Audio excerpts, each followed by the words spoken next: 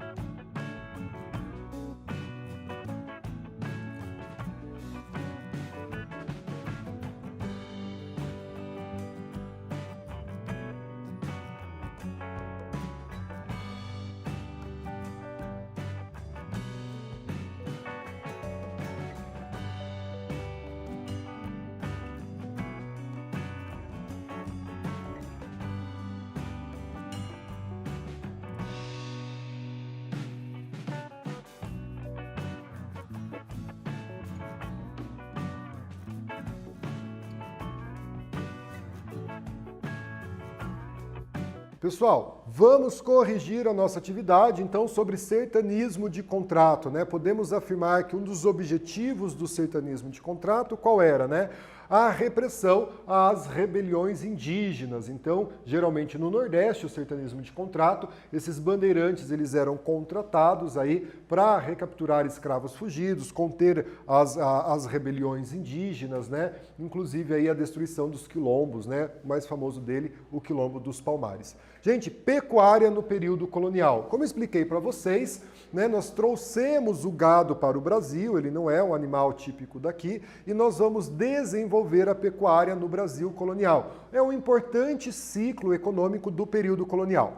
Primeiro, voltado para o mercado interno, né? Então trazem o gado, vão fazer a pecuária aqui no Brasil e a ideia é abastecer o mercado interno. É claro que naquela época, devido, né, às condições que se vivia, as condições de tecnologia, não tinha como levar essa carne, né, daqui do Brasil, depois do abate do animal, para outras regiões da Europa. Então era para abastecer aqui a comunidade, a população interna, abastecer a colônia.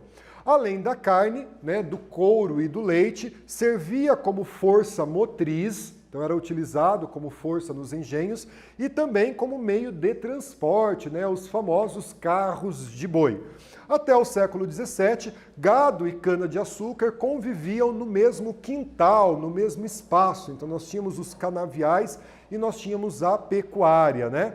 E no início do século XVIII a gente vai ter aí a proibição da criação de gado em uma faixa de 80 quilômetros do litoral. Por que isso, gente? Com a expansão da pecuária, o gado, né, quando ele ia pastorear, né, ia para o pasto, ele acabava destruindo as plantações de cana-de-açúcar. Então um decreto da metrópole no início do século XVIII proibiu que houvesse, né, a pecuária em uma faixa de 80 quilômetros do litoral. Essa proibição vai contribuir também para quê? Para que eu vá cada vez mais ocupando regiões para além do litoral e interiorizando a ocupação portuguesa aqui no Brasil, né? Vai formar aquele mapa que a gente viu do Brasil, transpondo a linha do Tratado de Tordesilhas, em grande parte aí com o desenvolvimento da pecuária colonial. Pecuária no sertão, gente. Então, lá na questão do sertão nordestino, na região do sertão nordestino, nós vamos ter o desenvolvimento da pecuária no sertão, né? O gado não precisa de meio de transporte para conduzi-lo. Na verdade, ele era muitas vezes utilizado como meio de transporte no Brasil colonial e até recentemente no Brasil você encontrava aí os carros de boi, né? Sobrevivia em regiões áridas e precisava de uma mão de obra reduzida, né? Não era como na cana-de-açúcar, por exemplo, que você demandava uma grande mão de obra, uma mão de obra especializada. O gado não tinha essa necessidade. Expansão para o sertão nordestino acompanhou o curso dos rios. Embora o gado, né, ele sobrevivia em regiões áridas, obviamente ele precisava de água. Então aí ele vai seguindo o curso dos rios, por exemplo, os rios São Francisco e o rio Parnaíba. Muitos povos indígenas foram dizimados nesse processo de expansão da pecuária. A partir do momento que a pecuária ia ocupando esses territórios mais ao interior, tinha ali as tribos indígenas, as aldeias indígenas, eles foram sendo expulsos e dizimados para a ocupação do território e a prática da pecuária. As instalações nas fazendas de gado, geralmente aí simples, né, pessoal? Como eu disse a vocês, eles não demandavam uma grande mão de obra. O que nós vamos ter nessas instalações, né? Uma casa de barro coberta aí com palha ou com folhas de carnaúba e um curral, né, de pedra ou de madeira para esse gado eventualmente ficar, né? Os grandes pecuaristas eram também senhores de engenho. Então eles tinham a lucratividade ali com o senhor de engenho, eles tinham a lucratividade com a produção de açúcar e eles vão também ter a lucratividade com a produção de gado, voltada aí para abastecer o mercado interno, além da carne, do couro, do leite, utilizado como força motriz, como meio de transporte também. Os trajes dos vaqueiros, disse a vocês aí o couro, né? Então os trajes de vaqueiro eram feitos com o couro dos animais abatidos, né? E tem um aproveitamento quase 100% desse animal quando ele era abatido, utilizando, por exemplo, o couro para fazer as vestimentas do vaqueiro. Pecuária no sul, gente, pecuária aqui na região sul, né? Com a destruição das missões jesuíticas, né, as reduções dos aldeamentos dos indígenas, o gado se dispersou e passa a se reproduzir aqui na região sul e encontra condições geográficas, né, principalmente nos pampas gaúchos, para o seu desenvolvimento. Os paulistas vão fundar povoados no atual estado de Santa Catarina, né, a região do Rio Grande do Sul também.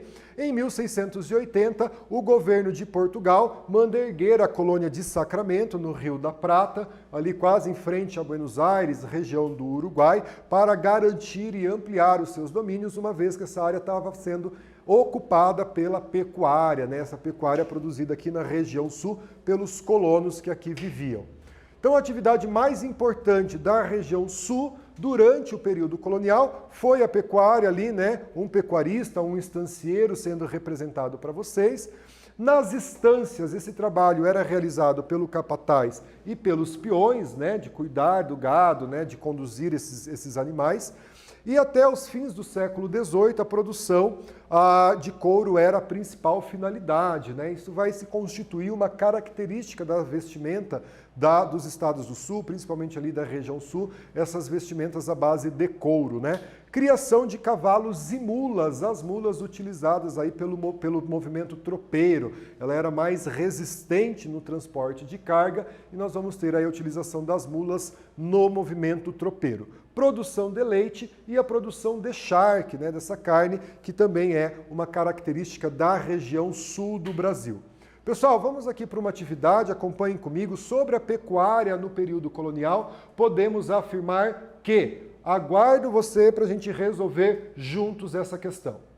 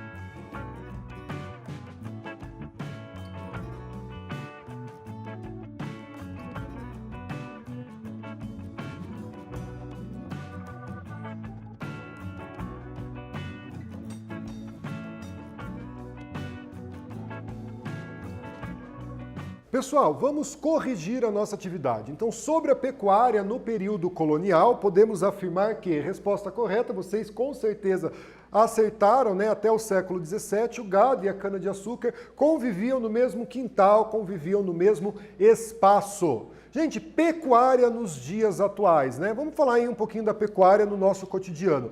Olha esse gráfico aqui, é um gráfico do ano de 2018, dos maiores produtores, né, de carne bovina no mundo, né? Então, os Estados Unidos aí como o maior produtor de carne bovina e, em segundo lugar, o Brasil como o maior produtor de carne bovina, muito próximo dos Estados Unidos aí em milhões de toneladas, quase 10 milhões de toneladas. Daí a China, nossos vizinhos argentinos, né? A gente sabe também que o churrasco é um prato típico da Argentina, Austrália, México, né? E os outros países aí na produção de carne bovina. O Brasil ocupando aí o segundo lugar logo após os Estados Unidos. Galera, convido vocês para a atividade Mão na Massa. Olha que atividade bacana, proposta de atividade para vocês, né?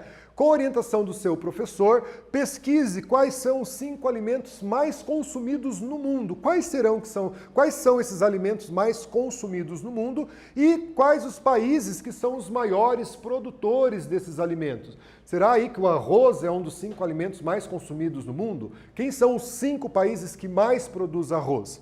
Com as informações coletadas, construa um infográfico. Você pode inserir as imagens ali e os dados que você considerar mais importante. Pode fazer à mão o seu trabalho ali na folha de sulfite, em uma cartolina, ou você pode usar os recursos da internet, os recursos aí didáticos que você já domina, né? A imagem ao lado, coloco aqui para vocês, pode ser utilizada então para você se inspirar, né? País A, país B, país C, dos países aí que produzem os alimentos mais consumidos no mundo. E quais são esses alimentos, né? Quais serão esses alimentos mais consumidos no mundo todo? Gente, prática da pecuária, fazendo uma retomada aqui que a gente fez nos nossos conteúdos trabalhados. A prática da pecuária ocorreu aí a partir do século XVI, já ali no início da colonização, a introdução da pecuária aqui no Brasil. Essa atividade vai contribuir, né, para a expansão do território brasileiro para além da linha do Tratado de Tordesilhas. O gado, além de abastecer o mercado interno como alimento, utilizado como meio de transporte e como força motriz. O desenvolvimento da pecuária no sul do Brasil, uma das características aqui da região sul do Brasil, a pecuária, com a produção também de leite e couro. E a pecuária vai influenciar a cultura do sul do Brasil, com as vestimentas, com os hábitos alimentares, com a figura que a gente tem do homem do sul, do gaúcho, do estancieiro. Obrigado pela atenção, espero que vocês tenham gostado da aula. Até a próxima!